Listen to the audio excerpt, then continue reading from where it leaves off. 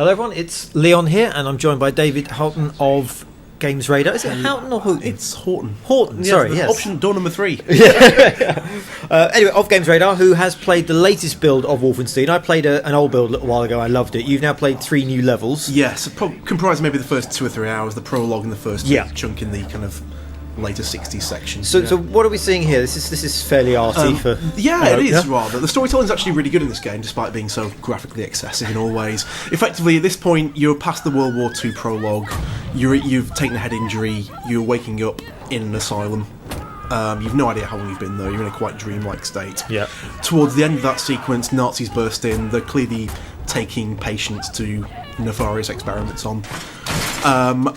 As things kick off, you start becoming more and more aware, remembering who you are, and that killing Nazis is your job.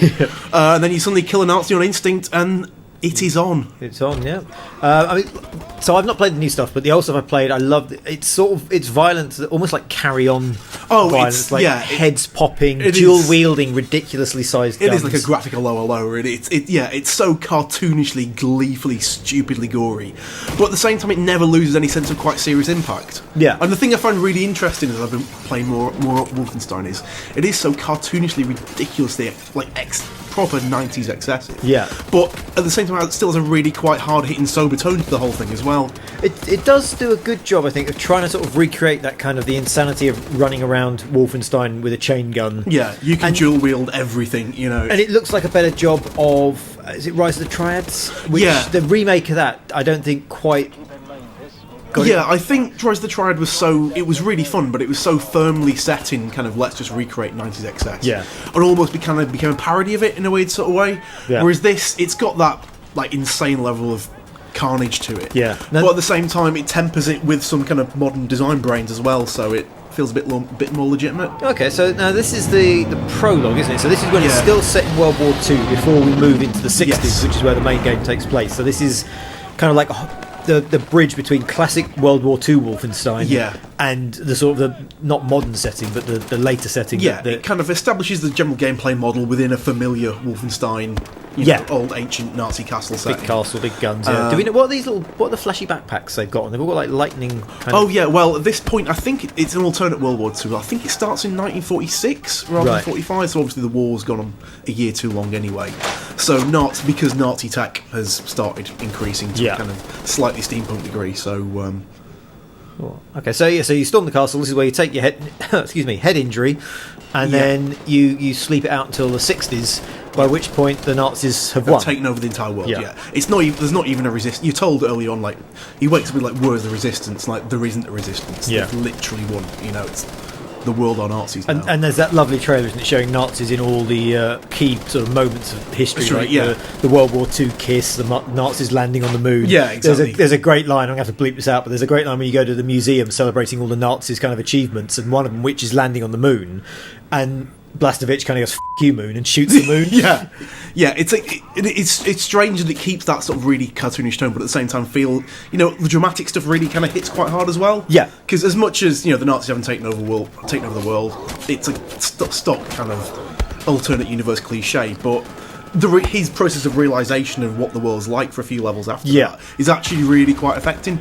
So we see, we saw like a Nazi dog there. We're still in kind of like classic Wolfenstein territory. When we move to the 60s, are there any what are the upgrades we get in terms of tech and mechs for a start? Right. They've not stuck to 60s tech. They've kind of accelerated massively for various reasons. Yeah.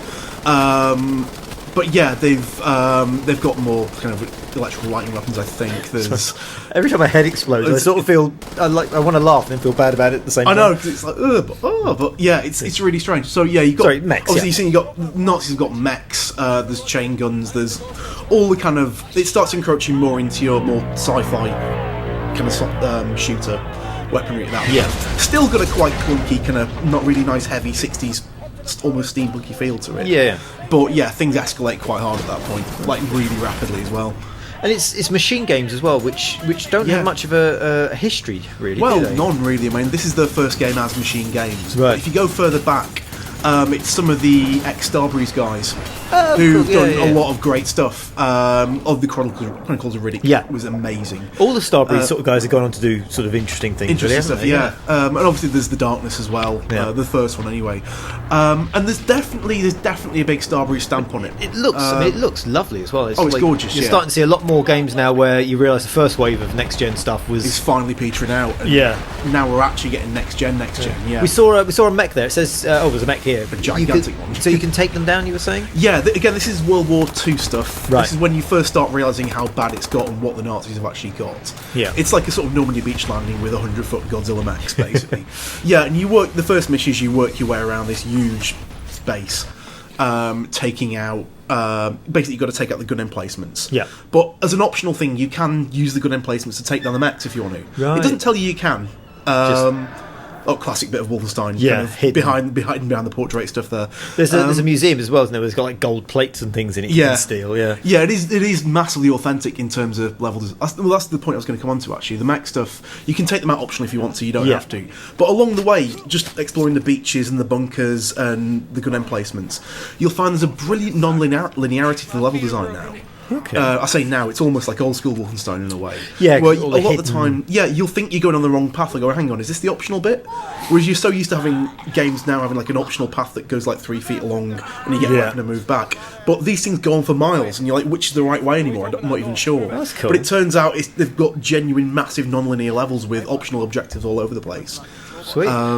This is the Resistance that he bands together. Oh no, this is World War II again. Oh, we're still in World War II. This is towards the end of the World War II bit. Right. When you realise how eldritch it's really got. Yeah. And stumble upon... Do we know what these are being used for? Unpleasantness in general. You don't strictly find out. This guy's the lead Nazi. This is general. Death's Head, isn't it? Yeah. Death's Head, yeah. He's obviously got the Joker grin. He looks like a skull.